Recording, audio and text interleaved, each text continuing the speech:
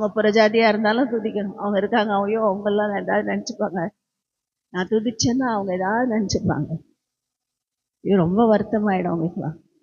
அவங்க ஏதோ ஒரு அவங்க கடவுளை ஆராதிக்கிறாங்க, அவங்களுக்கு முன்னாடி நான் துதிக்க மாட்டேன்ல. எல்லா ஜனங்களுக்கு முன்பாக நான் கர்த்தரை துதிப்பேன், அவருடைய பிரகாரங்களில் போய் அவரை துதிப்பேன். அது மாத்திரமல்ல, மூப்பர்கள் சங்கத்தில் நான் கர்த்தரை துதிப்பேன், ஜாதிகளுக்குள்ளே அவரை துதிப்பேன், அநேகர் நடுவிலே கர்த்தருடைய பரிசுத்த ஸ்தலத்தில் அவரை துதிப்பேன் என்று துதிக்கிறவர்கள் எழுதியிருக்கிறதை குறித்து நாம் வாசிக்கிறோம். இப்படி அநேக காரியங்கள் இந்த துதியை குறித்து மாத்திரம் எழுதப்பட்டிருக்கு. இப்போ துதினா கர்த்தரை உயர்த்துகிறது, கர்த்தர் நல்லவர் வல்லவர் சொல்லி நாம் பார்த்தது போல 6-7 விதமான காரியங்களுக்காக தேவனை உயர்த்தி மகிமைப்படுத்துகிறது. ஸ்தோத்திரம் அப்படின்னா என்ன அர்த்தம்னா நன்றின்னு அர்த்தம். ஸ்தோத்திரம் அப்படிங்கிற அந்த வார்த்தைக்கான அர்த்தம் நன்றி. நன்றி சொல்லி தேவனை துதிக்கிறது. நன்றி ஆண்டவரே அப்படின்னு சொல்ல நினைக்கிறதுக்கு பதிலாக ஸ்தோத்திரம் சொல்லலாம். அப்போ துதிக்கிறது வேற, ஸ்தோத்திரம் பண்ணுறது வேற. நம்ம ரெண்டையும் ஒன்றாக்குனா புரியாது. நாம் விண்ணப்பங்களை ஏறெடுக்கும் போது துதிக்கிறோம், விண்ணப்பத்தோடு துதிக்கிறோம், அது வேற. ஆனால் நான் இந்த இடத்துல துதிக்கக்கூடாது, நன்றி சொல்லணும். நன்றி சொல்றது எதுக்காக? எனக்கு நீ செய்த நன்மைகளுக்காக, இனி செய்ய போகிற நன்மைகளுக்காக, இப்பொழுது இருக்கிற கிருபைகளுக்காக நான் கர்த்தரை ஸ்தோத்தரிப்பேன். கர்த்தருடைய பரிசுத்த நாமத்துக்கு ஸ்தோத்திரம். அது மாத்திரமல்ல, ஹல்லேலூயா என்கிற வார்த்தை, இந்த ஹல்லேலூயா அப்படின்னு சொன்னாலே என்ன அர்த்தம்னா தேவனுக்கு மகிமை உண்டாவதாக, வேற ஒன்றும் இல்லை. ஹல்லேலூயா அப்படின்னா கர்த்தருக்கு மகிமை உண்டாவதாக. அப்ப என்ன பண்ணும்? கர்த்தருக்கு எல்லா இடங்களிலேயும் மகிமை உண்டாக்கும்படியவரை துதிக்கிற அனுபவத்துக்குள்ளாக நாம் கடந்து போக வேண்டும். இப்படி துதியை குறித்து வேதம் நமக்கு அதிகமாய் சொல்லி கொடுக்கிறது. அப்போ நம்ம ஆராதனையின் ஒரு பகுதியே என்னது? துதி. ஒரு பகுதி தான் தியானிச்சிருக்கோம். அப்புறம் இப்போ வீட்டில் ஆராதனை நடத்தினா எப்படி நடத்தணும்? கர்த்தருடைய பரிசுத்த நாமத்துக்கு ஸ்தோத்திரம். ஆராதனை செய்யும்போது எப்படி செய்யணும்? துதிக்கணும், அதில் துதி இருக்கணும். 2வது பகுதி ஸ்தோத்திரம் இருக்கணும். 3வது பகுதி என்ன இருக்கணும்? நம்ம நிறைய தான் பார்த்துருக்கோம். அப்புறம்தான் என்ன பண்ணோம்? தேவனை விண்ணப்பித்து தேவனிடத்தில் விண்ணப்பங்கள் எல்லாம் ஏறெடுக்கும். அப்போ தான் தேவன் மத்தியில் வருவார். துதிகளின் மத்தியில் வாசம் பண்ணிக்கிற தேவன் மத்தியில் வந்ததுக்கப்புறம் அவர்கிட்ட விண்ணப்பத்தை சொல்கிறோமோ இல்லையா அவர் பார்த்துக்குவார். இது வரைக்கும் செஞ்ச ஒன்று அதுக்கப்புறம் அவர் பார்த்துக்குவார். ஆனாலும் நம்ம தெரியப்படுத்த சொல்லியிருக்கார்ல ஆண்டவர், நீங்கள் என்ன செய்யுங்கள், தேவனுக்கு தெரியப்படுத்துங்கள் என்று சொல்லியிருக்கிறார். ஆமாம், ஸ்தோத்திரத்தோடு கூடிய ஜெபத்தினாலே அவருக்கு தேவனுக்கு தெரியப்படுத்தணும். அவர் தெரியும், ஆனால் நம்ம சொல்லணும். எதிர்பார்ப்பார். ஏன்னா கேளுங்கள் அப்பொழுது உங்களுக்கு கொடுக்கப்படும், கேட்டால் தான் கொடுப்பார். இப்போ பசிக்குது தெரியும், நமக்கு குழந்தைக்கு பசிக்குது தெரியும், அது கேட்குற வரைக்கும் வெயிட் பண்ணும். ஏன்னா நம்ம எக்ஸ்ட்ரா கொடுத்தா பிள்ளைக்கு வயிறு கெட்டுறது. பசிக்காதப்ப கொடுத்துட்டோம்னா பிள்ளைக்கு உடம்பு நல்லா இல்லாமல் போயிடப்போகுது அப்படின்னு நம்ம யோசிச்சுட்டு இருப்போம். ஆனால் பசிச்சா அதுதான் கேட்கணும். நார்மலாக மதியானம் 12 மணிக்கு கொடுத்துருவோம். அதுக்கப்புறம் பிள்ளைங்களுக்கு பசிக்கும். சில நேரம் ஓடி ஓடி விளையாண்டுட்டு வந்தாங்கன்னா அவங்க சாப்பிட்டது எங்கேயோ போயிடும், அடுத்து பசிக்கும். பசிக்கும் போது கொடுக்கணும்னா கேட்டால் தான் கொடுப்போம். ஏதாவது வாங்கி கொடுங்க பசிக்குது அப்படின்னு. கர்த்தருடைய பரிசுத்த நான் எங்கள் கேசியா பசிக்குதுன்னு சொன்னால் சாக்லேட் வாங்கி கொடுங்க. சாக்லேட்டில் நடி பசிப்போம். காலையில் ஒன்றும் சாப்பிடாம போயிட்டு சாக்லேட் எடுத்துகிட்டு போவோம். கர்த்தருடைய பரிசுத்த நாமத்துக்கு சொல்லு. அப்போ என்ன அர்த்தம்? சாப்பிடும்போது பிள்ளைங்க கேட்டால் தான் கொடுக்குறோம். அதே மாதிரி தான் தேவன் சில காரியங்களை கேட்டால் தான் கொடுப்பேன். கேட்கிற எவனும் பெற்றுக்கொள்ளுகிறான். கேளுங்கள் அப்பொழுது உங்களுக்கு கொடுக்கப்படும்.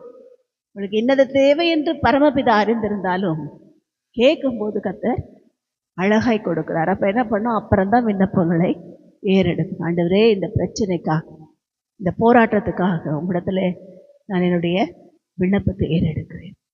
இந்த சூழ்நிலைக்காக உம்மிடத்துல என்னோட ஜெபத்தை தெரியப்படுத்துகிறேன். ஆண்டவரே, என்னுடைய காரியங்கள் எல்லாம் நீர் மேற்போட்டுக் கொள்ளும், நீர் எழுந்தருளும் என்று சொல்லி விண்ணப்பங்களை ஏறெடுக்கும். விண்ணப்பங்களை ஏறெடுத்து அதுக்கப்புறம் வர்றது தான் ஜெபம். அதுக்கப்புறம் தான் ஜெபிக்கவே ஆரம்பிக்கணும். இது வரைக்கும் என்ன பண்ணோம்? துதிச்சோம், ஸ்தோத்திரம் பண்ணோம், மகிமைப்படுத்தணும். அடுத்தது விண்ணப்பங்களை ஏறெடுத்தோம். விண்ணப்பங்கள் கூட யாருக்கெல்லாம் ஜெபம் பண்ணணும் பைபிளில் இருக்குது. எல்லா மனுஷருக்காகவும் என்ன செய்யுங்கள், உங்கள் விண்ணப்பங்களை ஏறிடுங்கள். வேதத்தில் வாசி. அப்போ எல்லாத்துக்காக விண்ணப்பிக்கணும். அடுத்தது என்ன பண்ணணும்? ஜெபிக்கணும். ஜெபம் என்கிறது ஒரு வித்தியாசமான ஒரு காரியம். ஜெபம் அப்படின்னு சொன்னாலே நான் என்ன செய்ய போறேன்? தேவனிடத்துல சொல்ல போறேன். தேவனிடத்துல நான் என்னுடைய எல்லாத்தையும் சொல்ல போறேன். அதுதான் ஜெபம். எனக்கு எதுவும் எனக்குன்னு ஒன்றும் மறைவு இல்லை, ஒளிவு இல்லை. எல்லாத்தையும் தேவன்கிட்ட போய் சொல்றதுக்கு போற இடம் தான் ஜெபம். அப்ப என்ன பண்ணணும்? அங்க போய் உட்கார்ந்து முழங்கால் போட்டணும். இப்ப சொல்லணும். விண்ணப்பங்கள் பண்றது வேற, ஜெபிக்கிறது வேற. ஜெபிக்கிறதுங்கிறது என்ன அர்த்தம்னா, எனக்கு நீ நன்மை செய்ய, இதுக்காக செய்யுங்க, இதுக்காக செய்யுங்கன்னு கேட்கறது விண்ணப்பங்களில் எடுக்கிறதா இருந்தாலும், ஜெபம் என்கிறது என்னது? என்னுடைய காரியங்களை எல்லாம் நீர் மேற் போட்டுக்கொள்ளும். என்னோட சூழ்நிலைகளை எல்லாம் நீர் மேற் போட்டுக்கொள்ளும். எனக்கு விரோதமா இந்த தடை இருக்காண்டவர், நமக்கு தெரியும் ஆவியில இந்த இடத்துல தடை இருக்காண்டவர், அதெல்லாம் ஒப்பு கொடுக்குறேன். ஆண்டவரே சில நேரம் நான் தடையா நிற்கிறேன், அதை ஒப்பு கொடுக்குறேன். ஆண்டவரே சில நேரம் என் வாய் தடை செய்கிறது என்னுடைய ஆசீர்வாதத்தை, அதை ஒப்பு கொடுக்குறேன். ஆண்டவரே சில நேரம் என்னோட கிரியைகள் தடை செய்கிறது, எனக்கு ஆசீர்வாதம் வராதபடிக்கு, அதை ஒப்பு கொடுக்குறேன். நான் இந்த ஜெபத்தை, இந்த காரியத்தில் ஜெயம் எடுக்க நான் என்னை ஒப்பு கொடுக்குறேன். அதுதான் ஜெபம். அப்போதான் அடுத்தது இந்த ஃபுல்ஃபில்டு ஜெபம் வரும்போது தான் அடுத்து தேவன் ஜெபத்தையே கேட்பார். அந்த ஜெபம் கேட்கப்படும். கர்த்தருடைய பரிசுத்த நாமத்துக்கு ஸ்தோத்திரம். நல்லா தெரியும், நம்ம ஜெபம் கேட்டுருச்சுன்னா நம்மை அறியாமல் நம்முடைய இருதயத்தில் ஒரு பெரிய சமாதானம், விசுவாசம், தேவ அன்பு அப்படியே நிறைஞ்சு பொங்கி பொங்கி பொங்கி வழி. கிடைச்சதுனால வரல, இன்னும் கையில் வரல. ஆசீர்வாதம்னா நம்ம கிட்ட வரல, கேட்டுட்டோம், சொல்லிட்டோம், அவ்வளோதான். அதுக்கப்புறம் தான் ஒரு பெரிய சமாதானம் நமக்கு உண்டாகும். அப்ப நம்ம ஜெபிக்கும் போது நமக்கு என்ன வேணும்? சமாதானம் வர வேண்டும். கர்த்தருடைய பரிசுத்த நாமத்துக்கு ஸ்தோத்திரம். தேவனுடைய சமாதானம் உங்களுடைய இருதயங்களை ஆழக்கடவுது என்று சொல்லி அப்போஸ்தலர்கள் சொன்னது போல, இன்றைக்கு நம்முடைய இருதயங்களை என்ன செய்யணும்? சமாதானம் ஆளுகை செய்ய வேண்டும். அதுக்குதான் இந்த ஜெபம். இத்தனையும் பண்ணி ஜெபம் பண்ணி முடிச்சு அதோடு இல்லை, அடுத்துதான் நன்றிகளை எடுக்கணும். என் விண்ணப்பத்தை கேட்டீரே, என்னுடைய எல்லாவற்றையும் அங்கீகரித்தீரே, நன்றி ஆண்டவரே, நன்றி ஆண்டவரே, நன்றி. தேங்க்ஸ். அதுக்கு பேர் ஸ்தோத்திரம் பண்றது. நீர் செய்து முடித்ததுக்காக நான் கொடுக்குற நன்றி. தேங்க்ஸுங்கிறது செய்ய போறதுக்காக கொடுக்குற நன்றி. அப்போ என்ன பண்ணணும்? தேங்க்ஸ் சொல்லணும் தேவனுக்கு. நம்ம எப்படியும் யாருன்னா ஒன்று கொடுத்துட்டா ரொம்ப தேங்க்ஸ் அப்படின்னு சொல்கிறோம்ல, அது போல் அவங்க தேவனுக்கு தேங்க்ஸ் சொல்லணும். ஆண்டவரே, நீர் இப்படி செய்தீரே, நீர் இந்த மாதிரி காரியத்தில் எனக்கு உதவி செய்ய போறீரே, அதுக்காக நன்றி என்று நாம் தேவனை துதித்து ஆராதித்து மகிமைப்படுத்தும் போதெல்லாம், நாம் பாடின பாடல் படி நான் ஆராதிக்கிற வேளையில் மெய் தேவன் எழுந்தருளுவார். நான் ஆராதிக்கிற வேளையில் கிறிஸ்து ஜெய கிறிஸ்து உலா விடுவார். நான் ஆராதிக்கிற வேளையில் பரிசுத்தாவியானவர் என்ன செய்வார்? வல்லமையாக இறங்கி வருவார். அது மாத்திரமல்ல, நான் ஆராதிக்கிற வேளையில் பரிசுத்தவான்கள் கூட என்ன செய்வார்கள்? சந்தோஷப்படுவார்கள். அது மாத்திரமல்ல, நான் ஆராதிக்கும் வேளையில் அந்த பரலோகமே இறங்கி வரும். நல்லா தெரியும், இந்த நாள் நாம் ஆராதனை தேவன் அங்கீகரித்தார். பரலோகம் இறங்கி வந்துருச்சு. பரலோக தரிசனங்கள் இறங்கி வரும். பரலோக மகிமையின் காரியங்கள் நமக்கு வெளிப்படுத்தப்படும். நாம் கேட்கறது சின்னது, அவர் காமிக்கிறது பெருசா. கர்த்தருடைய பரிசுத்த நாமத்துக்கு நம்ம கேட்டது என்னது? ரொம்ப சின்னது. நம்ம புத்திக்கு அது ரொம்ப ரொம்ப பெருசு, அவருக்கு அது பார்க்க சின்னது. ஒண்ணுமே. இதை போய் கேட்டு இவ்வளவு நேரம் அழுதுட்டு இருந்தியா? பரலோக தரிசனத்தை காண்பிப்பார். உனக்காக நான் வைத்திருக்கிற அதிசயங்களை பார். உனக்காக நான் நியமித்திருக்கிற மேன்மையானவைகளை பார். இந்த ஜனத்துக்காக நான் ஆயத்தம் பண்ணியிருக்கிற பெரிய மகிமையான காரியங்களை உன் கண் கொண்டு பார் என்று தரிசனங்களிலே பேசுவார். பரலோகம் இறங்கி வந்துட்டு அப்புறம் அவ்வளவுதான். அதுக்கப்புறம் எந்த வல்லமையும் உள்ள வர முடியாது, எந்த வல்லமையும் கிரியை செய்யவும் முடியாது. நமக்கு விரோதமான எல்லா வல்லமைகளையும் கர்த்தர் அழித்து போட்டு அந்த பரம தரிசனத்தின்படி நம்மை வழி நடத்த வல்லவர். இந்த நாளில் ஆண்டவரை, இது வரைக்கும் நான் எப்படி ஜெபம் பண்ணேன்னு தெரியாது, இது வரைக்கும் நான் எப்படி ஸ்தோத்திரம் பண்ணேன்னு தெரியாது, இது வரைக்கும் நான் எப்படி துதிச்சேன்னு தெரியாது. ஆனால் இந்த முறை நான் என்னோட வாழ்க்கையில வித்தியாசமாய் ஜெபிக்க போறேன் ஆண்டவர்.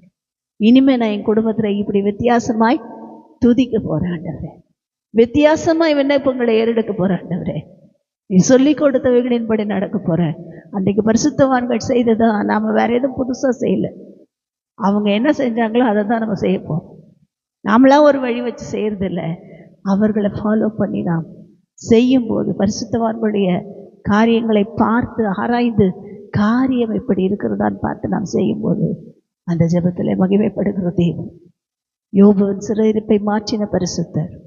கர்த்தருடைய பரிசுத்த நாமத்துக்கு ஸ்தோத்திரம். தானியேலின் ஜெபம் கேட்டு தரிசனங்களை கொடுத்து விளங்க பண்ணின கர்த்தர். கர்த்தருடைய பரிசுத்த எல்லாத்துலேயும் ஞானியாக வச்சுட்டார். யோசேப்பின் ஜெபத்தை கேட்டு ராஜாவுடைய அடுத்த ஸ்தானத்தில் உட்காரும்படி வைத்த கர்த்தர். கர்த்தருடைய பரிசுத்த நாமத்துக்கு ஸ்தோத்திரம். எஸ்தருடைய ஆராதனையை கேட்டு கொண்டு போய் ராஜாவுக்கு பக்கத்தில் வச்சு பாதி கேட்டால் கூட கொடுக்குறேன்ட்டார். ராஜ்யத்தில் பாதி கேட்டால் கூட கொடுக்குறேன்ட்டார். அப்படி கர்த்தர் நமக்கு போதுமானவர்.